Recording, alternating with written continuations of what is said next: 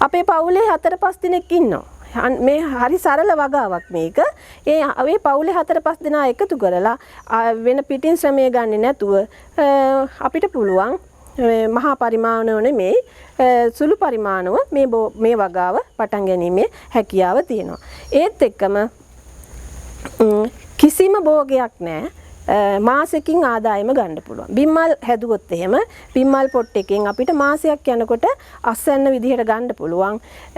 අනිත් භෝග වලින් ඒ හැකියාව ලබා ගැනීමේ හැකියාවක් නැහැ.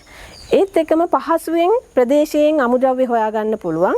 ලී මෝල් වලින් ඉවත් කරන ලී කුඩු අද මිලක් දීලා තියෙනවා. නමුත් පහුගිය කාලේ නම් අයින් කරන දේවල් තමා අයින් කරන ලී කුඩුයි ගත්තේ. නමුත් අද චුට්ටක් ඒකේ මිලක් හිමි වෙලා තියෙනවා.